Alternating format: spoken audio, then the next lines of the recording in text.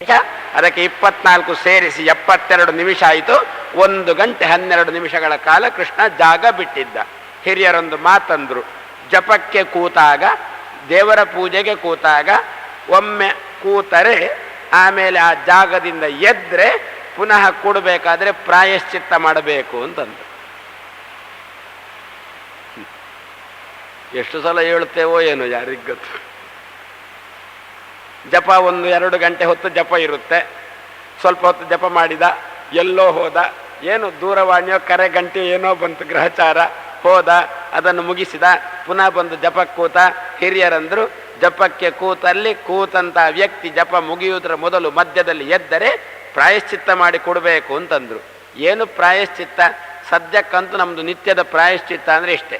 ಕೆಲವು ಸಂದರ್ಭದಲ್ಲಿ ಜಾಗ ಬಿಡಬೇಕಾಗುತ್ತೆ, ಅನಿವಾರ್ಯವಾಗಿ ಜಾಗ ಬಿಡಬೇಕಾಗುತ್ತೆ, ಮತ್ತೆ ಜಪ ಮುಂದುವರಿಸಬೇಕಾಗುತ್ತೆ. ಆವಾಗ ಅಂದರು, ನೀನು ಜಪ ಅರ್ಧದಲ್ಲಿ ನಿಲ್ಲಿಸಿ ನಿನ್ನ ಕೆಲಸ ಮುಗಿಸಿ ಪುನಃ ಜಪಕ್ಕೋ ದೇವರ ಪೂಜೆಗೋ ಕೂಡ್ತಿಯಲ್ಲ, ಆವಾಗ ಮತ್ತೊಮ್ಮೆ ಪ್ರಾಣಾಯಾಮ ಮಾಡಿ ಕೂಡು. ಇದೇ ಪ್ರಾಯಶ್ಚಿತ್ತ. ಜಪ ಮುಂದುವರಿಸಲಿಕ್ಕೆ ಬರುತ್ತೆ, ದೇವರ ಪೂಜೆ ಮುಂದುವರಿಸಲಿಕ್ಕೆ ಬರುತ್ತೆ ಅಂತ ಹೇಳಿದಂತೆ ಕೃಷ್ಣನಿಂದ ವೇದವ್ಯಾಸ ದೇವರು ಲೋಕದ ಪಾಠಕ್ಕೋಸ್ಕರ ತಾನು ಪ್ರಾಯಶ್ಚಿತ್ತ ಮಾಡಿಸಿದರು. ಯಜ್ಞ ಮುಂದುವರಿಯಿತು, ಪೂರ್ಣಾಹುತಿ ಆಯಿತು. ಕೃಷ್ಣ ಅವಭೃತಕ್ಕೆ ಹೋದ, ಅವಭೃತ ಸ್ನಾನ ಮಾಡಿದ, ತಿರುಗಿ ಬಂದ. ಬರುವಾಗ ದಾರಿಯಲ್ಲಿ ದಂತವಕ್ರ ಸಿಕ್ಕಿದ, ಕೃಷ್ಣನ ಜೊತೆ ಕಾದಾಡಿದ. ದಂತವಕ್ರನನ್ನು ಕೃಷ್ಣ ಸಂಹರಿಸಿದ. ದಂತವಕ್ರನ ಒಳಗೆ ವಿಡೂರಥ ಎಂಬ ಅಸುರ ಸೇರಿಕೊಂಡಿದ್ದ. ಶಿಶುಪಾಲ ದಂತವಕ್ರರು ಇಬ್ಬರು, ಒಬ್ಬ ಜಯ ಮತ್ತೊಬ್ಬ ವಿಜಯ. ವಿಜಯ ದಂತವಕ್ರನಾಗಿ ಅವತರಿಸಿದವ. ದಂತವಕ್ರನಲ್ಲಿ ಸೇರಿದ ಅಸುರ ವಿಡೂರಥ ಎಂಬ ಅಸುರ. ಕೃಷ್ಣ ದಂತವಕ್ರನನ್ನು ಸಂಹಾರ ಮಾಡಿ ಆ ಶರೀರದಲ್ಲಿರತಕ್ಕಂಥ 2 ಚೇತನರಲ್ಲಿ ವಿಜಯನನ್ನು ತನ್ನಲ್ಲಿ ಸೇರಿಸಿಕೊಂಡ. ವಿಡೂರಥನನ್ನು ಅಂಧಂತಮಸ್ಸಿಗೆ ಕಳಿಸಿದ. ಎಲ್ಲಿಯ ತನಕ ವಿಜಯ ಕೃಷ್ಣನ ಶರೀರದಲ್ಲಿದ್ದ, ಕೃಷ್ಣ ಇನ್ನೂ ಕೂಡ ತನ್ನ ಮೂಲ ರೂಪಕ್ಕೆ ಸೇರಬೇಕಾದ್ರೆ ಬಹಳ ವರ್ಷ ಉಂಟು. ಇನ್ನೂ ಅಶ್ವಮೇಧ ಯಜ್ಞ ಆಗಿಲ್ಲ, ಪಗಡೆ ಆಟ ಆಗಿಲ್ಲ, ವನವಾಸ ಆಗಿಲ್ಲ, ಕುರುಕ್ಷೇತ್ರ ನಡೆಯಲಿಲ್ಲ, ಪಾಂಡವರಿಗೆ ರಾಜ್ಯ ಸಿಕ್ಕಿಲ್ಲ. ಅದೆಲ್ಲ ಆದಮೇಲೆ ಕೃಷ್ಣ ಮೂಲ ರೂಪಕ್ಕೆ ಸೇರುವುದು ತಾನೆ.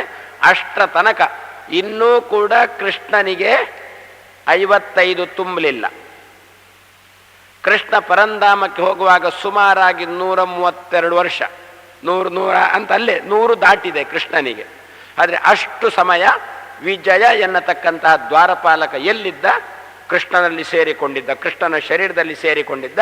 ಕೃಷ್ಣ ತಾನು ಮೂಲ ರೂಪಕ್ಕೆ ಹೋದಾಗ ಕೃಷ್ಣನಿಂದ ಬೇರ್ಪಟ್ಟು ತನ್ನ ಮೂಲ ರೂಪದಿಂದ ತಾನು ಏಕೀಭೂತನಾಗುತ್ತಾನೆ. ಹೀಗೆ ಕೃಷ್ಣ ದಂತವಕ್ರನಿಗೆ ಮೋಚನೆಗೊಳಿಸಿ ತನ್ನ ಮನೆಗೆ ಬಂದು ಸೇರಿದಾಗ ಅರ್ಜುನ ಮೆಲ್ಲ ಬಂದು, ಕೃಷ್ಣ, ನಾನು ನೀನು ಹೊರಟಿದ್ದೇವಲ್ಲ, ತುಂಬ ದೂರ ಕರ್ಕೊಂಡು ಹೋದಿಯಲ್ಲ, ಹೋಗುವಾಗ ದಾರಿಯಲ್ಲಿ ಏನೇನೇನೇನೋ ನದಿಗಳೋ ಸಮುದ್ರಗಳೋ ಗುಡ್ಡಗಳೋ ಬೆಟ್ಟಗಳೋ ಏನೇನೋ ಜಾಗ ನೋಡಿದಂತೆ ಆಗುತ್ತದೆ.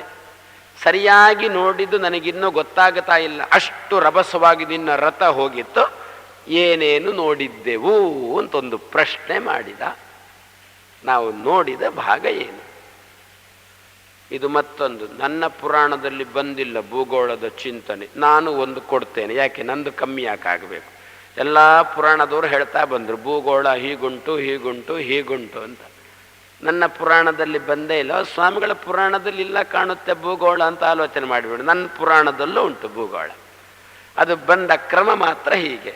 ಒಮ್ಮೆ ನಾವು ನಮ್ಮ ಕ್ರಮ ಏನು ಅಂತ ನಾವು ಹೋಗಿ ಅನುಭವಿಸಿ ಬಂದು ಮತ್ತೆ ನಿಮಗೆ ಹೇಳೋದು.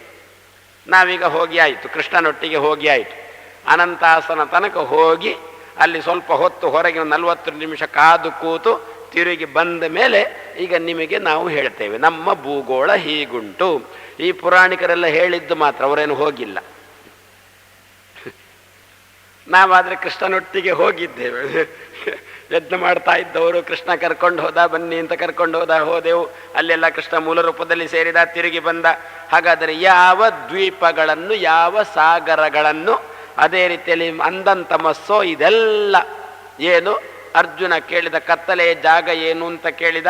ಕೃಷ್ಣದಕ್ಕೆಲ್ಲ ವಿವರಣೆ ಕೊಡಲಿಕ್ಕೆ ಶುರು ಮಾಡಿದ್ದಾನೆ ಎನ್ನುವುದನ್ನು 500 ಎಕರೆ ಜಾಗ ಉಂಟು ಅಂತ ಹೇಳಿಕೊಂಡು ಹಾರಾಡ್ತೇವಲ್ಲ, ಅಂಥವರಿಗೆ ನಮ್ಮ 500 ಎಕರೆಯೋ 200 ಎಕರೆಯೋ ಇಡೀ ಬ್ರಹ್ಮಾಂಡದ ಮುಂದೆ ಒಂದು ಜುಜುಬಿ ಅಂತ ತಿಳಿಸಿಕೊಡುವುದಕ್ಕೋಸ್ಕರ ಕೃಷ್ಣ ಸಮಾಜಕ್ಕೆ ಬ್ರಹ್ಮಾಂಡದ ಲೆಕ್ಕ ಕೊಡ್ತಾನೆ. ಆದ್ದರಿಂದ ನಿತ್ಯ ನಾವು ಜಪ ಮಾಡುವಾಗ ಎಲ್ಲಿಂದ ಆರಂಭ ಆಗುತ್ತೆ? ಕಲಿಯುಗೆ ಪ್ರಥಮ ಪಾದೆ ಜಂಬೂದ್ವೀಪೆ ಭಾರತವರ್ಷೆ ಭರತಖಂಡೇ ಮೇರೋಹೋ ದಕ್ಷಿಣೆ ಪಾರ್ಶ್ವೆ ದಂಡಕಾರಣ್ಯೆ ಗೋದಾವರಿಯ ದಕ್ಷಿಣೆ ತೀರೆ. ಅಲ್ಲಿಗೆ ನಿಲ್ಲಿಸಿದ್ರು. ಮತ್ತು ಮುಂದುವರಿಸುವುದು ಹೋಗುವುದು ಅಂತಾದರೆ ಗೋದಾವರಿಯ ದಕ್ಷಿಣೆ ತೀರೆ ಉಡುಪಿ ಕ್ಷೇತ್ರೇ ಕೃಷ್ಣಮಠೆ ತತ್ರಾಪಿ ಮಧ್ವ ಸರೋವರೇ. ಹಾಗಾದರೆ ನಾವು ಕೂತ ಜಾಗ ಎಷ್ಟು ಪುಟ್ಟದ್ದು ನೋಡಿ. ಆರಂಭ ಮಾಡಿದ್ದು ಎಲ್ಲಿಂದ? ಜಂಬೂದ್ವೀಪೆ ಅಂತ ಆರಂಭ ಮಾಡಿದ್ದು. ನಿಲ್ಲಿಸಿದ್ದಲ್ಲಿ ಮಧ್ವ ಸರೋವರಸ್ಯ ಒಂದು ಮೂಲೆ ಅಂತ ನಿಲ್ಲಿಸಿದ್ದಷ್ಟೇ, ಯಾವುದೋ ಒಂದು ಮೂಲೆಯಲ್ಲಿ. ಈ ಚಿಂತನೆ ನಮಗೆ ಬರಬೇಕು. ಇಷ್ಟೇ ಅಲ್ಲ, ಇದು ದೇಶದ ಚಿಂತನೆ ಜೊತೆಯಲ್ಲಿ ಕಾಲದ ಚಿಂತನೆ ಕೊಟ್ಟರು. ಕಲಿಯುಗೆ ಪ್ರಥಮ ಪಾದೆ ಅಂತ ಆರಂಭ ಮಾಡ್ತಾರೆ. ಜಪ ಮಾಡುವುದು ಕಲಿಯುಗ ಎಷ್ಟು ಲಕ್ಷ ವರ್ಷ ಉಂಟು? ಭಾರಿ ಲಕ್ಷ ವರ್ಷ ಉಂಟು. ಅದರಲ್ಲಿ ಮೊದಲಿನ ಪಾದ ಪ್ರಥಮ ಪಾದೆ ಅಂತಂದರು. ಪ್ರಥಮ ಪಾದದಲ್ಲಿಯೂ ಕೂಡ ಬನ್ನಿ ಬನ್ನಿ ಎಲ್ಲಿ ತನಕ ಬಂತು? ಸಂವತ್ಸರ ಬಂತು. ಸಂವತ್ಸರ ಅಂದರೆ ವರ್ಷ. ಅದಕ್ಕಿಂತ ಕೆಳಗೆ ಬಂತು ಅಯನ ಅಂತ ಬಂತು, 6 ತಿಂಗಳು ಅಂತ ಬಂತು. ಅಲ್ಲಿಂದ ಕೆಳಗೆ ಬಂತು 2 ತಿಂಗಳು ಅಂತ ಬಂತು, ಋತು ಅಂತ ಬಂತು. ಅಲ್ಲಿಂದ ಕೆಳಗೆ ಬಂತು ಮಾಸ ಅಂತ 1 ತಿಂಗಳಿಗೆ ಬಂತು. ಅಲ್ಲಿಂದ ಪುನಃ ಕೆಳಗೆ ಬಂತು ಪಕ್ಷ ಅಂತ 15 ದಿವಸಕ್ಕೆ ಬಂತು. ಅಲ್ಲಿಂದ ಪುನಃ ಕೆಳಗೆ ಬಂತು ವಾರೆ ಅಂತ 7 ದಿವಸಕ್ಕೆ ಬಂತು. ಅಲ್ಲಿಂದ ಪುನಃ ಕೆಳಗೆ ಬಂತು ತಿಥಿ ಅಂತ 1 ದಿವಸಕ್ಕೆ ಬಂತು. 1 ದಿವಸದಲ್ಲಿ ಏನು ಇಡೀ ದಿವಸ ಜಪ ಮಾಡ್ತಾನೆ? 5 ನಿಮಿಷ ಜಪ ಮಾಡಿದರೆ ವಿಶೇಷ. ಲೆಕ್ಕ ಮಾತ್ರ ಹಾಕಿದ್ದು ಕಾಲದ್ದು ಎಲ್ಲಿಂದ? ಕಲಿಯುಗ ಅಂತ ಆರಂಭ ಮಾಡಿದ್ದು. ಚತುರ್ಮುಖನ ದ್ವಿತೀಯ ಪರಾರ್ಧ ಅಂತ ಶುರು ಮಾಡಿದ್ದು. ಚತುರ್ಮುಖನ 100 ವರ್ಷ ಆಯುಷ್ಯದಲ್ಲಿ 50 ವರ್ಷ ಮುಗಿದಿದೆ ಅಂತೆ, 2ನೇ 50 ವರ್ಷಕ್ಕೆ ಕಾಲಿಟ್ಟಿದ್ದಾನೆಂತೆ ಅಂತ ನಾವು ಲೆಕ್ಕ ಶುರು ಮಾಡಿ, ಇಂತಹ ನಾನು ಒಂದು ತಿಥಿಯಲ್ಲಿ ಒಂದು ಮೂಲೆಯಲ್ಲಿ ಅದು ಒಂದು ಹೊತ್ತು ಕೂತು ಜಪ ಮಾಡ್ತಾ ಇದ್ದೇನೆ. ಹಾಗಾದರೆ ಕಾಲ ಎಷ್ಟು ದೊಡ್ಡದು ಉಂಟು, ದೇಶ ಎಷ್ಟು ದೊಡ್ಡದು ಉಂಟು, ದೊಡ್ಡ ದೇಶದಲ್ಲಿ ದೊಡ್ಡ ಕಾಲದಲ್ಲಿ ನನ್ನ ಇರುವಿಕೆ ಎಷ್ಟು ಎನ್ನತಕ್ಕಂಥ ತಿಳುವಳಿಕೆ ಬರುವುದಕ್ಕೋಸ್ಕರನೇ ಎಲ್ಲ ಪುರಾಣಗಳು ಕೂಡ ನಮ್ಮ ಭೂಗೋಳದ ಚಿತ್ರಣ ನಮ್ಮ ಮುಂದೆ ತೆರೆದಿಡ್ತವೆ. ಅದರಲ್ಲಿ ಕೃಷ್ಣನೂ ಕಮ್ಮಿ ಅಲ್ಲ. ಅರ್ಜುನನ ಮೂಲಕ ಸಮಾಜಕ್ಕೆ ಭೂಗೋಳದ ಚಿತ್ರಣವನ್ನು ತೆರೆದಿಟ್ಟ. ಅದರಲ್ಲಿ ಸದ್ಯ ಈಗ ಒಂದು ದ್ವೀಪ ಒಂದು ಸಾಗರದ ಬಗ್ಗೆ ನೋಡುವುದಾದರೆ ಕೃಷ್ಣ ಅಂದ ಅಯಂ ದ್ವೀಪ ಅಂದ. ನಾವು ಸಂಕಲ್ಪ ಮಾಡೋಕೆ ಜಂಬೂ ದ್ವೀಪೆ ಅಂತೇವೆ. ಇದು ಜಂಬೂ ದ್ವೀಪ. ನಾವೀಗಿರೋದು ಜಂಬೂ ದ್ವೀಪದ. ಜಂಬೂದು ಒಂದು ಮೂಲೆಯಲ್ಲಿದ್ದೇವೆ. ಎಷ್ಟು ವಿಸ್ತಾರ ಉಂಟಂತೆ ಜಂಬೂ ದ್ವೀಪ ಅಂತ. ವಿಸ್ತಾರ ಎಷ್ಟು? ಎಷ್ಟಕ್ಕೆ ಬೇಲಿ ಹಾಕಬೇಕು, ಎಷ್ಟರ ತನಕ ಜಂಬೂ ದ್ವೀಪ ಅಂತ ಬರುತ್ತೆ. ಅವರು ಕೊಟ್ಟ ಲೆಕ್ಕ ನೋಡಿದರೆ ನಮಗೆ ಅಳತೆ ಮಾಡುವುದೇ ಕಷ್ಟ. ಹೇಳಿದ್ದಾರೆ ಅಂತ ನಾವು ಕೇಳಬೇಕಷ್ಟೆ. ಮೇರು ಪರ್ವತ ಮಧ್ಯದಲ್ಲಿ ಉಂಟಂತೆ. ಮೇರು ಪರ್ವತದ ಸುತ್ತ ಜಂಬೂ ದ್ವೀಪ ಉಂಟು. ಮೇರು ಪರ್ವತ ಎಲ್ಲಿಂಟು ಅಂತ ಕೇಳ್ತೀರಾ? ಇದು ಮೇರು ಪರ್ವತ ಅಂತ ತೋರಿಸುವ ಹಂತದಲ್ಲಿ ಯಾರೂ ಇಲ್ಲ. ಮತ್ತು ಏನು ಮಾಡಿದ್ರು?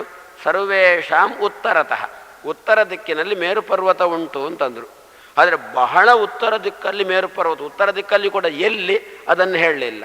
ಹಾಗಾದರೆ ಎಲ್ಲಿಂಟದು? ಮಧ್ಯದಲ್ಲಿ ಉಂಟು. ನಮ್ಮ ದೃಷ್ಟಿಯಲ್ಲಿ ಎಲ್ಲಿ ಉಂಟು? ಉತ್ತರ ದಿಕ್ಕಲ್ಲಿ ಉಂಟು. ನಿಜವಾಗಿ ಎಲ್ಲಿ ಉಂಟದು? ಜಂಬೂ ದ್ವೀಪದ ಮಧ್ಯದಲ್ಲಿ ಉಂಟು. ಮಧ್ಯದಲ್ಲಿ ಮೇರು ಪರ್ವತ. ಆ ಮೇರು ಪರ್ವತವನ್ನು ಕೇಂದ್ರವನ್ನಾಗಿಟ್ಟುಕೊಂಡು 50 ಲಕ್ಷ ಯೋಜನ ದೂರಕ್ಕೆ ಒಂದು ವರ್ತುಲ ಎಳೆಯಿರಿ. 50,000 ದೂರ ಯೋಜನಕ್ಕೆ ಒಂದು ವರ್ತುಲ ಎಳೀರಿ. 50 ಲಕ್ಷ ಅಲ್ಲ, 50,000 ದೂರ ಯೋಜನಕ್ಕೆ ಒಂದು ಯೋಜನ ಅಂದರೆ 4 ಮೈಲು. ಹಾಗೆ 50,000 ಯೋಜನ ದೂರಕ್ಕೆ ಒಂದು ವರ್ತುಲ ಎಳೀರಿ. ಅಷ್ಟಕ್ಕೆ ಜಂಬೂ ದ್ವೀಪ ಅಂತ ಹೆಸರು.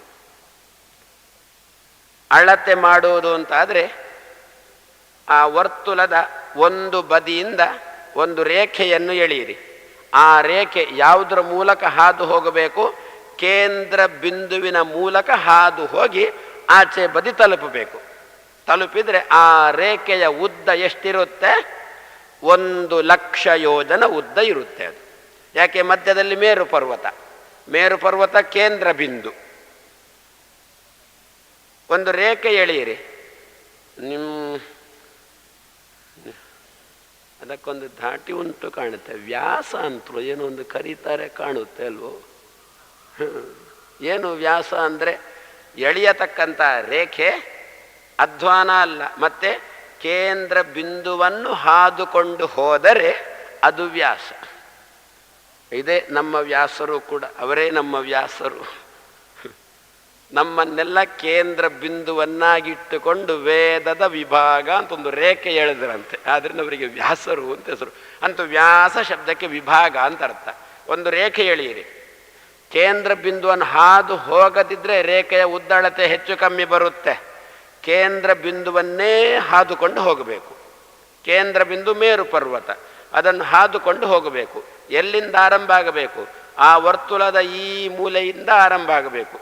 ಈ ವರ್ತುಲದ ಈ ಭಾಗಕ್ಕೆ ತಾಗಿ ರೇಖೆ ಹೊರಡಬೇಕು. ಕೇಂದ್ರ ಬಿಂದುವನ್ನು ಹಾದು ಆಚೆ ಬದಿಯ ರೇಖೆಯನ್ನು ತಲುಪಬೇಕು. ಆ ವರ್ತುಲ, ಆಚೆ ಬದಿಯ ವರ್ತುಲವನ್ನು ತಲುಪಬೇಕು. ಉದ್ದ ಎಷ್ಟು? 1,00,000 ಯೋಜನ. ಇದು ಯಾವುದ್ರದ್ದು? ಜಂಬೂ ದ್ವೀಪದ್ದು. ಒಬ್ಬೋ, ಇದರಲ್ಲಿ ನಾನು ಮನೆ ಕಟ್ಟಿ ಕೂತದ್ದು ಎಷ್ಟು ಜಾಗದಲ್ಲಿ? ಸರ್ಕಾರದ್ದಾದರೆ 5 ಸೆಂಟ್. ಗ್ರಹಚಾರ ಯಾವುದಕ್ಕೆ ಬರುತ್ತೆ ಅದು? ನಮ್ಮದೇ ಸ್ವಂತ ಆದರೆ ಸ್ವಲ್ಪ ಅದಕ್ಕೆ ಜಾಸ್ತಿ ಸೇರಿಸಿದರೆ 1,00,000 ಯೋಜನ ಪರಿಮಾಣದ ಜಂಬೂ ದ್ವೀಪದಲ್ಲಿ ನನ್ನ ಇರುವಿಕೆ ನಗಣ್ಯ, ಅಪ್ರಯೋಜಕ. ಏನು ಯಾರ ತಲೆಗೂ ಬರುವುದಿಲ್ಲ ನನ್ನ ಇರುವಿಕೆ. ಇಷ್ಟು ದೊಡ್ಡದುಂಟು ಅರ್ಜುನ, ಬರೇ ಒಂದು ಜಂಬೂ ದ್ವೀಪ ಅಂದ. ಇದರ ಹೊರಬದಿಯಲ್ಲೇ ಸುತ್ತ ಇದೆ. ಹೇಗೆ ಮೇರು ಪರ್ವತ ಕೇಂದ್ರದಲ್ಲಿದ್ದು ಅದರ ಸುತ್ತ ಜಂಬೂ ದ್ವೀಪ ಉಂಟು, 4 ಬದಿಯಲ್ಲಿ ಕೂಡ 50,000 ತಾನೆ ಯೋಜನ ಆಯ್ತಲ್ಲ. 50,000 ದೂರ ತನಕ ಜಂಬೂ ದ್ವೀಪ ಆಯ್ತಲ್ಲ. ಜಂಬೂ ದ್ವೀಪದ ಭಾಗ ಮುಗಿಯಿತು. ಅದರ ಹೊರಗೆ ಬರ್ತೀರಾ, ಸಿಗುವುದೇ ಉಪ್ಪಿನ ಸಮುದ್ರ. ಹಾಗಾದ್ರೆ ಈಗ ಸುಮಾರಾಗಿ ನಾವು ಎಲ್ಲಿದ್ದೇವೆ ಅಂತ ಹೇಳ್ಬೋದು? 50,000 ಯೋಜನ ದೂರದಲ್ಲಿದ್ದೇವೆ ಮೇರು ಪರ್ವತಕ್ಕೆ. ಯಾಕೆ ಗೊತ್ತಾ? ನಮಗೆ ಉಪ್ಪಿನ ಸಮುದ್ರ ಇಲ್ಲೇ ಉಂಟು, ಸಮೀಪದಲ್ಲೇ ಉಂಟು. ಅಂದ್ರು ಜಂಬೂ ದ್ವೀಪ ಮೇರು ಪರ್ವತ ಉತ್ತರದಲ್ಲಿ ಉಂಟು. ಅದಕ್ಕೆ 50,000 ದೂರದ ತನಕ ಜಂಬೂ ದ್ವೀಪ. ಅದು ಆಯಿತು ಅಂತಂದರೆ ಮತ್ತೆ ಉಪ್ಪಿನ ಸಮುದ್ರನೇ. ನಾವೀಗ ಉಪ್ಪಿನ ಸಮುದ್ರ ಪಕ್ಕದಲ್ಲಿದ್ದೇವೆ. ಹಾಗಾದರೆ ಮೇರು ಪರ್ವತ ಎಷ್ಟು ದೂರ ಉಂಟು ಅಂತ ಈಗ ಆಲೋಚನೆಗೆ ಬಂತಲ್ಲ. ಇಲ್ಲಿಂದ 50,000 ಯೋಜನ ಉತ್ತರಕ್ಕೆ ಮೇರು ಪರ್ವತ ಉಂಟು. ಸುತ್ತ ಹೀಗೆ ಮೇರು ಪರ್ವತ ಕೇಂದ್ರ, ಅದರ ಸುತ್ತ ಜಂಬೂದ್ವೀಪ, 50,000 ದೂರ ತನಕ ಜಂಬೂದ್ವೀಪ, ಅದರ ಹೊರಗೆ ಸುತ್ತ ಲವಣ ಸಮುದ್ರ, ಉಪ್ಪಿನ ಸಮುದ್ರ. ಮೇರು ಪರ್ವತ ಕೇಂದ್ರದಲ್ಲಿಟ್ಟುಕೊಂಡು ಜಂಬೂದ್ವೀಪದ ವೈಶಾಲ್ಯ ಎಷ್ಟು? 1,00,000 ಅಲ್ವೋ, 1,00,000 ಯೋಜನ ಅಲ್ವೋ? ಅದೇ 1,00,000 ಯೋಜನ ವಿಸ್ತಾರ ಉಪ್ಪಿನ ಸಮುದ್ರ. ಜಂಬೂದ್ವೀಪನೂ 1,00,000 ಯೋಜನ ವಿಸ್ತಾರ. ಅದಕ್ಕೆ ತಾಗಿಕೊಂಡಿರತಕ್ಕಂಥ ಲವಣ ಸಮುದ್ರ ಸುತ್ತ ಉಂಟು. ಅದು ಕೂಡ ಅದರ ವಿಸ್ತಾರ ಎಷ್ಟು? 1,00,000 ಯೋಜನ ಅದರದ್ದು ವಿಸ್ತಾರ. 4 ದಿಕ್ಕಿನಲ್ಲಿಯೂ ಸಮುದ್ರ ಉಂಟು. ನಮಗೀಗ ಸಿಗುವುದು 3 ದಿಕ್ಕಲ್ಲಿ ಮಾತ್ರ. ಪೂರ್ವ, ದಕ್ಷಿಣ, ಪಶ್ಚಿಮ ಅಂತ 3 ದಿಕ್ಕಲ್ಲಿ ಮಾತ್ರ ಸಮುದ್ರ ಸಿಗುತ್ತೆ.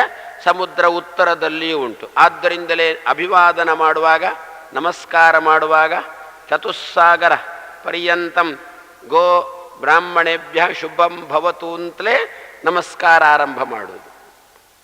ಚತುಸ್ಸಾಗರ 4, ಹಾಗಾದರೆ 4 ದಿಕ್ಕಿನಲ್ಲಿಯೂ ಸಮುದ್ರ ಉಂಟು ಅಂತ ಅರ್ಥ ಬಂತಲ್ಲ. ಜಂಬೂ ದ್ವೀಪ, ಒಂದು ದ್ವೀಪ, ಒಂದು ಸಮುದ್ರ, ಮತ್ತೊಂದು ದ್ವೀಪ, ಮತ್ತೊಂದು ಸಮುದ್ರ, ಹೀಗೆ 7 ದ್ವೀಪಗಳು, 7 ಸಮುದ್ರಗಳು. ಒಂದೊಂದರದ್ದೇ ವಿಸ್ತಾರ ಎಷ್ಟು? ಒಂದು ದ್ವೀಪ ಎಷ್ಟು ವಿಸ್ತಾರನೋ ಅದಕ್ಕೆ ಸಂಬಂಧಪಟ್ಟ ಸಮುದ್ರನು ಅಷ್ಟೇ ವಿಸ್ತಾರ.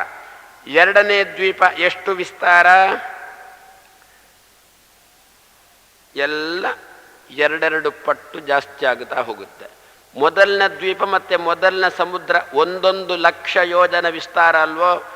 2ನೇ ದ್ವೀಪ ಮತ್ತು 2ನೇ ಸಮುದ್ರ 2,00,000 ಯೋಜನ ವಿಸ್ತಾರ. 3ನೇ ದ್ವೀಪ ಮತ್ತು 3ನೇ ಸಮುದ್ರ 4,00,000 ಯೋಜನ ವಿಸ್ತಾರ. 4ನೇ ದ್ವೀಪ ಮತ್ತು 4ನೇ ಸಮುದ್ರ 8 ಯೋಜನ ವಿಸ್ತಾರ. ಹೀಗೆ ನಾವಿನ್ನೂ 4ರಲ್ಲೇ ಇದ್ದೇವೆ. 8 ಲಕ್ಷ ಬಂದಾಯಿತು. ಇನ್ನೂ 3 ದಾಟಬೇಕು, ಕಬಳಿಸಬೇಕು. ಆಮೇಲೆ ಮತ್ತೆ ಪುನಃ ಜಾಗ ಉಂಟು. ಒಟ್ಟಿಗೆ ಶಾಸ್ತ್ರಕಾರರು ಕೃಷ್ಣ ತಾನು ನಿರ್ಮಾಣ ಮಾಡಿರತಕ್ಕಂಥ ಭೂಮಿಯ ಚಿತ್ರಣವನ್ನು ಅರ್ಜುನನ ಮೂಲಕ ಸಮಾಜದ ಮುಂದೆ ಇಡ್ತಾನೆ ಅಂತ ಹೇಳ್ತಾ ಈಗ ಸ್ವಲ್ಪ ನೋಡಿದೆವು. ಇನ್ನೂ ಸ್ವಲ್ಪ ಭಾಗ ನೋಡ್ಲಿಕ್ಕುಂಟು. ಪೂರ ನೋಡ್ಲಿಕ್ಕೆ ಆರಂಭ ಮಾಡಿದ ಮೇಲೆ ಈ ಭೂಮಿಯನ್ನೊಮ್ಮೆ ಝಾಲಾಡಿ ಬಿಡೋಣ. ಎಷ್ಟುಂಟು ದೇಶಗಳ ವಿವರಣೆಯನ್ನು ಕೊಡ್ತಾ ಇದ್ದಾನೆ. ನಿನ್ನೆ ದಿವಸ ಒಂದು ದ್ವೀಪ, ಒಂದು ಸಮುದ್ರದ ಬಗ್ಗೆ ನೋಡಿದೆವು. ಮಧ್ಯದಲ್ಲಿ ಮೇರು ಪರ್ವತ, ಅದರ ಸುತ್ತ ಜಂಬೂದ್ವೀಪ, 4 ಬದಿಯಲ್ಲಿಯೂ ಕೂಡ 50,000 ಯೋಜನ ದೂರ ತನಕ ಜಂಬೂದ್ವೀಪ ಇದೆ. ಅದರ ಹೊರಬದಿಯಲ್ಲಿ ಲವಣ ಸಮುದ್ರ. ಎಷ್ಟು ಲವಣ ಸಮುದ್ರ? 1 ಲಕ್ಷ ಯೋಜನ. ಅಂದರೆ ಏನರ್ಥ? ಮೇರು ಪರ್ವತದಿಂದ ಆರಂಭ ಮಾಡಬೇಕು. ಪ್ರತಿಯೊಂದನ್ನು ಮೇರು ಪರ್ವತವನ್ನೇ ಕೇಂದ್ರವನ್ನಾಗಿಟ್ಟುಕೊಂಡು ಆರಂಭ ಮಾಡಬೇಕು. ಜಂಬೂದ್ವೀಪ 50,000 ಯೋಜನ ದೂರ ಅಂತ. ಎಲ್ಲಿಂದ? ಮೇರು ಪರ್ವತದಿಂದ. ಅದೇ ರೀತಿಯಲ್ಲಿ ಲವಣ ಸಮುದ್ರ 1 ಲಕ್ಷ ಯೋಜನ ದೂರ. ಯಾವುದರಿಂದ? ಮೇರು ಪರ್ವತದಿಂದ. ಅಂದರೆ ಏನರ್ಥ? ಲವಣ ಸಮುದ್ರದ ಕೊನೆಗೂ ಮೇರು ಪರ್ವತದ ಬುಡಕ್ಕೂ, ಮೇರು ಪರ್ವತ ಕೇಂದ್ರ ಎಷ್ಟು ದೂರ ಉಂಟು? 1 ಲಕ್ಷ ಯೋಜನ ದೂರ ಉಂಟು. ಏನಾಯಿತು ಅಂದರೆ ಲವಣ ಸಮುದ್ರದ ಅಳತೆ ಎಷ್ಟು? 50,000 ಯೋಜನ. ಯಾಕೆ? ಮೇರು ಪರ್ವತದಿಂದ 50,000 ಯೋಜನ ದೂರ ತನಕ ಜಂಬೂ ದ್ವೀಪನೇ ಉಂಟು. ಮೇರು ಪರ್ವತದಿಂದ 1 ಲಕ್ಷ ಯೋಜನ ದೂರದ ತನಕ ಲವಣ ಸಮುದ್ರ ಉಂಟು. ಅಂದರೆ ಏನರ್ಥ ಆಯಿತು? ಜಂಬೂ ದ್ವೀಪದ ಕೊನೆಯ ಭಾಗದಿಂದ ಲವಣ ಸಮುದ್ರ ಆರಂಭ ಆದರೆ ಎಷ್ಟು ದೂರ ತನಕ ಲವಣ ಸಮುದ್ರ? 50,000 ಯೋಜನ ದೂರ ತನಕ ಲವಣ ಸಮುದ್ರ. ಆವಾಗ ಮೇರು ಪರ್ವತದಿಂದ ಲವಣ ಸಮುದ್ರದ ಕೊನೆಗೆ. ಓಕೆ, ಬಹಳ ಸುಲಭ ಉಪಾಯ ಅಂತಂದರೆ ನಾವೇ ಒಂದು ಉರುಟು ಹಾಕಿಕೊಂಡು ಹೋಗೋದು. ಮಧ್ಯದಲ್ಲಿ ಏನಾದರೂ ನಿಲ್ಲಿಸೋದು, ಅದಕ್ಕೆ ಸುತ್ತ ಒಂದು ಉರುಟು ಹಾಕೋದು, ಅದು ಜಂಬೂದ್ವೀಪ ಅಂತ ಅನುಸಂಧಾನ ಮಾಡೋದು. ಅದರ ಹೊರಗಿನಿಂದ ಮತ್ತೊಂದು ಉರುಟು ಹಾಕೋದು, ಅದು ಲವಣ ಸಮುದ್ರ ಅಂತ ಮಾಡುವುದು. ಆ ಕೇಂದ್ರವಾದ ಮೇರು ಪರ್ವತದಿಂದ ಈ 2ನೇ ಸುತ್ತು ಹಾಕಿದ್ದೇವಲ್ಲ, ಅದಕ್ಕೆ ದೂರ ಎಷ್ಟು ಅಂತ ಕೇಳಿದರೆ 1 ಲಕ್ಷ ಯೋಜನ ದೂರ. ಹಾಗಾದರೆ ಲವಣ ಸಮುದ್ರದ ಅಗಲ ಎಷ್ಟು? 50,000 ಯೋಜನ.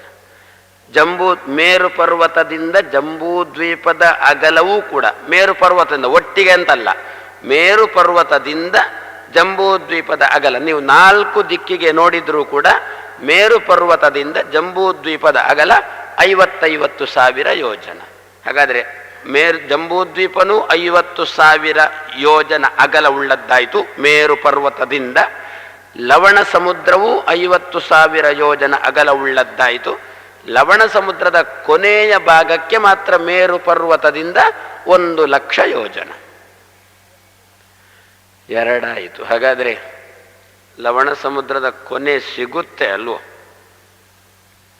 ಒಂದು 50 ಇಲ್ಲಿಂದ ಮೇರು ಪರ್ವತದಿಂದ ಬೇಡ, ಈಗ ನಾವು ಮೇರು ಪರ್ವತದಿಂದ ಇಷ್ಟು ದೂರ ಇದ್ದೇವೆ ಅಂತ ಒಂದು 50,000 ಯೋಜನ ದೂರ ಹೋದರೆ ಲವಣ ಸಮುದ್ರದ ಕೊನೆಯೂ ಸಿಗುತ್ತೆ. ಮತ್ತೆ ಏನು ಭಾಗ? ಮತ್ತೆ ಸ್ವಲ್ಪ ಭೂಮಿ ಭಾಗ ಬಂತು ಪುನಃ. ಆ ಭೂಮಿ ಭಾಗಕ್ಕೆ ಏನು ಹೆಸರು? ಪ್ಲಕ್ಷ ದ್ವೀಪ ಅಂತ ಹೆಸರು. ದ್ವೀಪ ಅಂದರೆ ಭೂಮಿ ಭಾಗ ತಾನೆ. ನಮ್ಮಲ್ಲೆಲ್ಲ ನಮ್ಮ ದಾಟಿಯಲ್ಲಿ ಕುದುರು ಅಂತ ಕರೀತೇವೆ ಅಷ್ಟೇ. ಸಂಸ್ಕೃತದಲ್ಲಿ ದ್ವೀಪ ಅಂತ ಕರೆದ್ರು. ಏನು? ನೀರಿನ ಮಧ್ಯದಲ್ಲಿ ಇರತಕ್ಕಂತಹ ಭೂಮಿಯ ಭಾಗಕ್ಕೆ ಸಂಸ್ಕೃತದಲ್ಲಿ ಆದರೆ ದ್ವೀಪ, ತುಳು ಕನ್ನಡ ಅಂತಾದರೆ ಕುದುರು. ಉದ್ಯಾವರ ಕುದುರು, ಬಪ್ಪನಾಡು ಕುದುರು ಅಂತ ನಾವೆಲ್ಲ ಬಹಳ ಪ್ರಸಿದ್ಧ ನಮಗೆ. ನನಗದು ಎರಡೇ ಯಾಕೆ ಗೊತ್ತು ಅಂದರೆ ನಮ್ದು ಸ್ವಲ್ಪ ಜಾಗ ಉಂಟು, ಆದರೆ ನನಗದು ಎರಡೇ ಗೊತ್ತು. ಬೇರೆ ಇಲ್ಲಿ ನೀವು ಈಚೆ ಹೋದರೆ ಬೆಣ್ಣೆ ಕುದುರು ಅಂತ ಈಚೆ ಮತ್ತೊಂದುಂಟು. ಏನರ್ಥ? ಅದೆಲ್ಲ ನೀರಿನ ಮಧ್ಯದಲ್ಲಿ ಇರತಕ್ಕಂಥ ಜಾಗಗಳು ಅಂತ ಅಷ್ಟೇ ತಾನೆ. ಆದರೆ ಲವಣ ಸಮುದ್ರ ಈಚೆ, ಆಚೆ ಬದಿಯಲ್ಲಿ ಮತ್ತೊಂದು ನೀರು, ಅದರ ಮಧ್ಯದಲ್ಲಿ ಇರತಕ್ಕಂತಹ ಜಾಗ. ಆದ್ದರಿಂದ ಅದನ್ನು ಏನು ಅಂತ ಕರೆದ್ರು ದ್ವೀಪ ಎನ್ನತಕ್ಕಂಥ ಶಬ್ದದಿಂದ ಕರೆದಿದ್ದಾರೆ. ಹಾಗಾದರೆ ಲವಣ ಸಮುದ್ರ ಆದ ಮೇಲೆ ಸಿಗತಕ್ಕಂತಹ ಜಾಗದ ಹೆಸರು ಪ್ಲಕ್ಷದ್ವೀಪ. ಪ್ಲಕ್ಷದ್ವೀಪ ಎಷ್ಟು ದೂರ ತನಕ ಉಂಟು? ಮೇರು ಪರ್ವತದಿಂದ ಪ್ಲಕ್ಷದ್ವೀಪ ಎಷ್ಟು ದೂರ ತನಕ ಉಂಟು ಅಂತಂದರೆ 2,00,000 ಯೋಜನ ದೂರ ತನಕ ಉಂಟು. ಪ್ಲಕ್ಷದ್ವೀಪದ ಕೊನೆಯ ಭಾಗಕ್ಕೂ ಮೇರು ಪರ್ವತಕ್ಕೂ ಅಂತರ 2,00,000. ಅದರಲ್ಲಿ ಎಷ್ಟಕ್ಕೆ ಎಷ್ಟು ಹೋಗಿದೆ? 50,000 ಜಂಬೂ ದ್ವೀಪಕ್ಕೆ ಹೋಗಿದೆ, ಮತ್ತೆ 50,000 ಲವಣ ಸಮುದ್ರಕ್ಕೆ ಹೋಗಿದೆ. ಉಳಿದ ಭಾಗ ಯಾವುದಕ್ಕೆ ಮೀಸಲಾಗಿಟ್ಟದ್ದು? ಪ್ಲಕ್ಷದ್ವೀಪಕ್ಕೆ. ಹಾಗಾದರೆ ಪ್ಲಕ್ಷದ್ವೀಪ ಎಷ್ಟು ಅಳತೆ? 1,00,000 ಯೋಜನೆ ಅಳತೆ. ಲವಣ ಸಮುದ್ರ ಆದ ಕೂಡಲೇ ಪ್ಲಕ್ಷದ್ವೀಪ ಆರಂಭ ಆಗುತ್ತೆ. ಎಷ್ಟು ದೂರ ತನಕ ಉಂಟು? 1,00,000 ಯೋಜನ ದೂರ ತನಕ ಪ್ಲಕ್ಷದ್ವೀಪ ಎನ್ನುವುದುಂಟು. ಇಷ್ಟಕ್ಕೆ ನಮಗೆ ಸಲ ಸುತ್ತಲಿಕ್ಕೆ ಆರಂಭ ಆಯಿತು. ಇದು ಕೇವಲ 2ನೇ ದ್ವೀಪದಲ್ಲೇ ನಾವಿದ್ದೇವೆ. ಓಹೋ, ಇದು ಇಷ್ಟು ದೊಡ್ಡದುಂಟಲ್ಲ, ಇದೇ ಇಷ್ಟು ದೊಡ್ಡದಲ್ಲ, ಇನ್ನೂ ಮುಗಿಲಿಲ್ಲ ಅಂತಾರೆ. ಇನ್ನೂ ಬಹಳ ಉಂಟು. ಈಗ ಎಷ್ಟು ನಾವು 2ನೇ ದ್ವೀಪದಲ್ಲಿ ಮಾತ್ರ ಇದ್ದೇವೆ, ಇನ್ನೂ 5 ದ್ವೀಪಗಳಾಗಬೇಕು. ಹೀಗೆ ಬೆಳೆಸಿಕೊಂಡು ಹೋಗಬೇಕು ಅಂತಾರೆ. ಸರಿ, ಒಂದು ಪ್ಲಕ್ಷದ್ವೀಪ ಆಯ್ತಲ್ಲ. ಪ್ಲಕ್ಷದ್ವೀಪ ಆದ ಕೂಡಲೇ ಇನ್ನೊಂದು ಸಮುದ್ರ ಬೇಕು. 1 ದ್ವೀಪ 1 ಸಮುದ್ರ, 1 ದ್ವೀಪ 1 ಸಮುದ್ರ, 7 ದ್ವೀಪ 7 ಸಮುದ್ರ. ಪ್ಲಕ್ಷದ್ವೀಪ ಮುಗಿದ ಕೂಡಲೇ ಮತ್ತೆ ಸಿಗತಕ್ಕಂತಹ ಸಮುದ್ರವೇ ಇಕ್ಷು ಸಮುದ್ರ.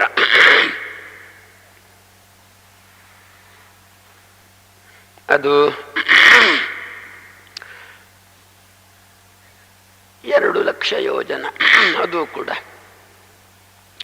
ಇಕ್ಷು ಸಮುದ್ರವೂ ಕೂಡ 2,00,000 ಯೋಜನ. ಪ್ಲಕ್ಷದ್ವೀಪನು 2,00,000 ಯೋಜನ, ಇಕ್ಷು ಸಮುದ್ರವೂ ಕೂಡ 2,00,000 ಯೋಜನ.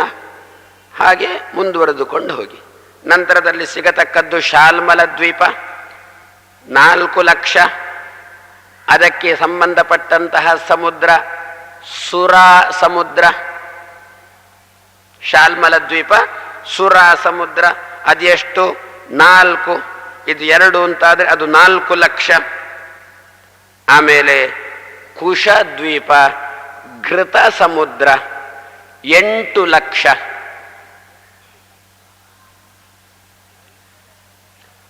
ಕ್ರೌಂಚ ದ್ವೀಪ ದದಿ ಸಮುದ್ರ 16,00,000.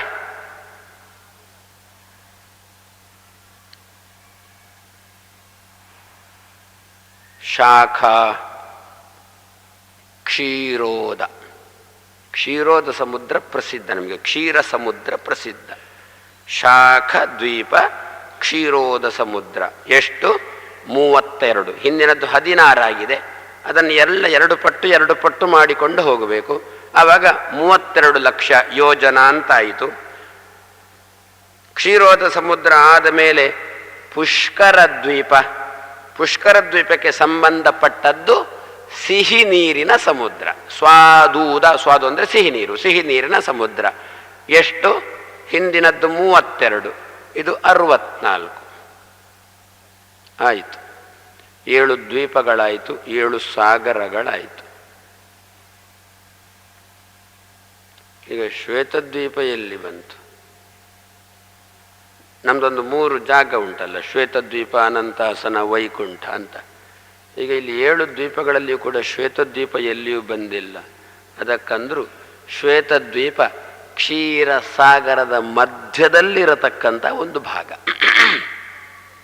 ಕ್ಷೀರಸಾಗರ ಆದ ಮೇಲೆ ಇರತಕ್ಕಂತಹ ಜಾಗ ಅಲ್ಲ, ಕ್ಷೀರಸಾಗರದ ಮಧ್ಯದಲ್ಲೇ ಇರತಕ್ಕಂತಹ ಜಾಗ. ಆದರೆ ಅದನ್ನು ಒಂದು ರೀತಿಯಲ್ಲಿ ಉಪದ್ವೀಪ ಅಂತ ಕರೆದ್ರಂತೆ. ನಿಜವಾದ ದ್ವೀಪ ಹೊರಗಿನಿಂದ ಬೇರೆ ಇದೆ, ನಿಜವಾದ ದ್ವೀಪ ಅದರ ಒಳಗಿನಿಂದ ಯಾವುದರ ಸ್ವಾದೂದ ಸಾಗರಕ್ಕಿಂತ ಮೊದಲೇ ಉಂಟು. ಹಾಗಾದರೆ 2 ದ್ವೀಪಗಳ ಮಧ್ಯದಲ್ಲಿ ಏನು ಕ್ಷೀರ ಸಮುದ್ರ ಇದೆ, ಆ ಕ್ಷೀರ ಸಮುದ್ರದ ಮಧ್ಯದಲ್ಲೇ ಶ್ವೇತದ್ವೀಪ ಅಂತ ಭಗವಂತನ ವಾಸಸ್ಥಳ. ಇದು ಇಷ್ಟಾಯ್ತಲ್ಲ, ಒಟ್ಟಿಗೆ ಏನಾಯಿತು ಹಾಗಾದರೆ 64 ಲಕ್ಷ ಯೋಜನ ದೂರ ತನಕ ಈಗ ಬಂದಾಯಿತು. ಮೇರು ಕೇಂದ್ರವನ್ನು ಆಗಿಟ್ಟುಕೊಂಡು 64 ಲಕ್ಷ ಯೋಜನ ದೂರ ತನಕ ಬಂದೆವು. ಆಯಿತೋ, ಮುಗಿಯಿತೋ? ಇಲ್ಲ. ಇನ್ನೇನುಂಟು? ಸ್ವಾದೂದ ಸಮುದ್ರ ಆದಮೇಲೆ ಇನ್ನೂ ಸ್ವಲ್ಪ ಭೂಮಿ ಭಾಗ ಬಂತು. ಆ ಭೂಮಿ ಭಾಗಕ್ಕೆ ಏನು ಹೆಸರು? ಅದನ್ನು ಭೂಮಿ ಭಾಗ ಅಂತ ಕರೀಲಿಲ್ಲ. ಯಾಕೆಂದರೆ ಅದು ಚಿನ್ನದ ಸ್ಥಳ. ಅದನ್ನು ಹೈಮ ಪ್ರದೇಶ ಅಂತ ಕರೆದರು.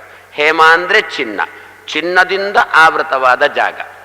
ಸ್ವಾದೂದ ಸಮುದ್ರ ಮುಗಿದ ಮೇಲೆ ಚಿನ್ನದಿಂದ ಆವೃತವಾಗಿರತಕ್ಕಂತಹ ಜಾಗ. ಎಷ್ಟು ಜಾಗ ಅದು? ಈ ಕೊನೆಯ ಸ್ವಾದೂದ ಸಮುದ್ರ ಉಂಟಲ್ಲ, 64 ಲಕ್ಷ ಯೋಜನ ಸ್ವಾದೂದ ಸಮುದ್ರ ಉಂಟಲ್ಲ, ಅದಕ್ಕೆ ಸ್ವಲ್ಪ ಸೇರಿಸಿ ಅಂತಂದರು. ಎಷ್ಟು ಸೇರಿಸಬೇಕು? ಆ 64ರ ಅರ್ಧ ಸೇರಿಸೋಣ. ಎಷ್ಟಾಯಿತು? 64ರ ಅರ್ಧ 32. ಆ 32 ಸೇರಿಸೋಣ. 64ಕ್ಕೆ 32 ಸೇರಿಸಿದರೆ 96 ಅಂತಾಯಿತು. 96 ಲಕ್ಷ ಯೋಜನ ಯಾವುದು? ಹೈಮ ಪ್ರದೇಶ, ಸುವರ್ಣಮಯ ಪ್ರದೇಶ. ಇಷ್ಟೇ ಅಲ್ಲ, ಅದಕ್ಕೆ ಹೊರಬದಿಯಲ್ಲಿ ವಜ್ರದ ಲೇಪ ಉಂಟು ಅಂತಾರೆ. ಬಾಹ್ಯತೋ ವಾಜ್ರಲೇಪಿಕಂ ಹೈಮ ಪ್ರದೇಶ, ಚಿನ್ನಮಯ ಪ್ರದೇಶ. ಮುಗಿಯಿತಾ? ಇಲ್ಲ, ಇನ್ನೂ ಉಂಟು. ಹೈಮಮಯ ಪ್ರದೇಶ ತನಕ ಆಯ್ತಲ್ಲ. ಒಟ್ಟಿಗೆ ಎಷ್ಟಾಯಿತು? ಎಷ್ಟಾದರೆ ನಮಗೇನು ಲಾಭ? ಯಾರ ನಮಗೇನು ಅದರಲ್ಲಿ ಕೊಡುವುದಿಲ್ಲ, ಬಿಡುವುದಿಲ್ಲ. ಆದರೂ ಇರಲಿ ಅಪ್ಪ, ಒಂದು ಲೆಕ್ಕ ಇರಲಿ. ಎಷ್ಟಾಯಿತು ಅಂತ ಮೇರು ಪರ್ವತವನ್ನು ಆರಂಭ ಮಾಡಿಕೊಂಡು ಆ ವಜ್ರದ ಲೇಪದ ಭೂಮಿಯ ಜಾಗ ತನಕ ಎಷ್ಟು ಪ್ರದೇಶ ಬಂತು, ಅದರ ದೂರ ಎಷ್ಟು ಯೋಜನ ತನಕ ಹರಡಿಕೊಂಡಿತು ಅಂತಂದರೆ 3,49,50,000 ಯೋಜನ ದೂರ ತನಕ ಬಂದಾಯಿತು. ಈಗ ನಾವು ಎಲ್ಲಿಂದ? ಮೇರು ಪರ್ವತದಿಂದ ಇಷ್ಟು ದೂರ ನಾವು ಬಂದಿದ್ದೇವೆ. ನಾವೀಗ ಎಲ್ಲಿದ್ದೇವೆ? ಚಿನ್ನದ ಜಾಗದಲ್ಲಿದ್ದೇವೆ. ಅದರಲ್ಲಿಯೂ ಕೂಡ ವಜ್ರದ ಲೇಪ ಉಳ್ಳಂತಹ ಚಿನ್ನದ ಜಾಗದ ಕೊನೆಯ ಹಂತದಲ್ಲಿದ್ದೇವೆ. ಆದರೆ ಮೇರು ಪರ್ವತಕ್ಕಿಂತ ಎಷ್ಟು ದೂರ ಬಂದಿದ್ದೇವೆ? 3,49,50,000 ಯೋಜನ ದೂರ ತನಕ ಬಂದೆವು. ಮೇರು ಪರ್ವತದ ಕೇಂದ್ರ ಬಿಂದುವನ್ನು ಆರಂಭ ಮಾಡಿಕೊಂಡು ಇಲ್ಲಿ ತನಕ ಜಾಗಕ್ಕೆ ಒಟ್ಟಿಗೆ ಹೆಸರು ಬೇಕಾ?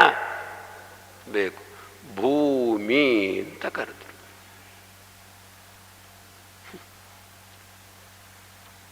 ಹಾಗಾದರೆ ಈಗ ತುಂಬ ಜನಕ್ಕೆ, ಆದರೆ ನಾವು ಯಾವ ಪರದೇಶಕ್ಕೆ ಹೋದರೂ ಕೂಡ ಭೂಮಿ ಬಿಟ್ಟು ಹೋದಂತೆ ಆಗಿಲ್ಲ, ಭೂಮಿಯಲ್ಲೇ ಇದ್ದೇವೆ ಅಂತಾಯಿತು. ಹೌದು, ಭೂಮಿ ಬಿಟ್ಟು ಎಲ್ಲಿಗೆ ಹೋಗ್ತೀವಿ? ಭೂಮಿ ಬಿಟ್ಟು ಹೋಗಲಿಕ್ಕೆ ಸಾಧ್ಯನೇ ಇಲ್ಲ. ಹಾಗಾದರೆ ಮತ್ತೆ ಪರದೇಶಕ್ಕೆ ಹೋದರೆ ಗಲಾಟೆ ಮಾಡೋದು ಅಂತಂದರೆ, ಅದಕ್ಕಂದ್ರು ನೀನು ಭೂಮಿ ಬಿಟ್ಟು ಹೋಗಿದ್ದಿ ಅಂತ ಗಲಾಟೆ ಮಾಡಿದ್ದಲ್ಲ, ಕರ್ಮ ಭೂಮಿ ಬಿಟ್ಟು ಹೋಗಿದ್ದಿ ಅಂತ ಗಲಾಟೆ ಮಾಡೋದಷ್ಟೇ. ಭೂಮಿ ಬಿಟ್ಟು ಹೋದದ್ದಕ್ಕೆ ಯಾರು ಗಲಾಟೆ ಮಾಡೋದಿಲ್ಲ. ಯಾರು ಎಲ್ಲಿಗೆ ಹೋದ್ರು ಕೂಡ ಯಾಕೆ ಭೂಮಿ ಬಿಟ್ಟು ಹೋದ್ರಿ ಅಂತ ಯಾರು ಕೇಳುವುದೇ ಇಲ್ಲ. ಮತ್ತು ಏನು ಕೇಳ್ತಾರೆ? ಕರ್ಮ ಭೂಮಿ ಬಿಟ್ಟು ಯಾಕೆ ಹೋದಿ ಅಂತ ಕೇಳ್ತಾರೆ ಅಷ್ಟೇ. ಅದರಿಂದ ಕರ್ಮಭೂಮಿ, ಮಾಡಿದ ಕರ್ಮಕ್ಕೆ ಫಲವನ್ನು ಕೊಡತಕ್ಕಂತಹ ಭೂಮಿ, ಅದು ಇಷ್ಟೇ ಅಂತ ಒಂದು ಅಳತೆ ಮಾಡಿದ್ದಾರೆ ಹಿರಿಯರು. ಅದು ಇಷ್ಟೇ ಸೀಮಿತ ಉಂಟಲ್ಲ, ಅದನ್ನು ಬಿಟ್ಟು ಹೊರ ಹೋದರೆ ಆವಾಗ ಕೆಲವರು ಗಲಾಟೆ ಮಾಡ್ತಾರೆ, ಕೆಲವರು ಗಲಾಟೆ ಮಾಡೋದಿಲ್ಲ ಅಷ್ಟೇ. ಅಂತೂ ಏನಾದರೂ ಗಲಾಟೆ ಮಾಡುವುದಿದ್ರೆ ಆ ಅಭಿಪ್ರಾಯದಲ್ಲಿ ಗಲಾಟೆ ಬಂತು. ಕರ್ಮಭೂಮಿ ಬಿಟ್ಟು ಹೋದಿ ಎನ್ನುವ ಅಭಿಪ್ರಾಯದಲ್ಲಿ ಗಲಾಟೆ ಬಂತು. ಹಾಗಾದರೆ ಇಷ್ಟಕ್ಕೆ ಭೂಮಿ ಭಾಗ ಅಂತ ಹೆಸರು ಬಂದರೆ ಮುಗಿಯಿತಲ್ವೋ? ಇಲ್ಲ, ಇನ್ನೂ ಉಂಟು. ಇನ್ನೇನುಂಟು? ಒಂದು ಬೆಟ್ಟಗಳು ಸುತ್ತ, ಇದೆಲ್ಲ ಹೇಳಿದ್ದೆಲ್ಲ ಸುತ್ತ ಇಟ್ಟುಕೊಳ್ಬೇಕು. ಮಧ್ಯದಲ್ಲಿ ಮೇರು ಪರ್ವತ, ಅದರ ಸುತ್ತ ಮೇರು ಪರ್ವತವನ್ನು ಇಟ್ಟುಕೊಂಡು 4 ಬದಿಯಲ್ಲಿಯೂ ಕೂಡ ಭೂಮಿ ಭಾಗ, ಇಷ್ಟು ದೂರ ತನಕ ಭೂಮಿ ಭಾಗ ಉಂಟು. ಆಯ್ತಲ್ಲ. ಇನ್ನು ಇದಕ್ಕಿಂತ ಹೊರಗೆ ಬರೋಣ. ಹೊರಗೆ ಬಂದರೆ ಬೆಟ್ಟಗಳ ಸಾಲು ಸಿಕ್ಕಿತು. ಬೆಟ್ಟಗಳಿಗೆ ಹೆಸರೇನು? ಲೋಕ ಅಲೋಕ ಅಂತ ಬೆಟ್ಟಗಳಿಗೆ ಹೆಸರು. ಲೋಕ ಲೋಕ ಅಂತ ಬೆಟ್ಟಗಳ ಹೆಸರು. ಅದು ಎಷ್ಟು? ಹಿರಿಯರು ಲೆಕ್ಕ ಕೊಡ್ತಾರೆ. 50,00,000 ಯೋಜನ ಅಗಲವುಳ್ಳದ್ದು ಯಾವುದು? ಆ ಬೆಟ್ಟಗಳು. ಲೋಕಾಲೋಕ ಅಂತ ಬೆಟ್ಟಗಳು. 50,00,000 ಕೂಡಿಸು 50,000. ಅದಕ್ಕೆ ಲೋಕಾಲೋಕ ಅಂತ ಯಾಕೆ ಹೆಸರು ಬಂತು? ಲೋಕ ಅಂದರೆ ಬೆಳಕಿಗೆ ಕಾಣುವ ಭಾಗ, ಅಲೋಕ ಅಂದರೆ ಬೆಳಕಿಗೆ ಕಾಣದ ಭಾಗ. ಲೋಕ ಅಂದರೆ ಬೆಳಕು, ಅಲೋಕ ಅಂದರೆ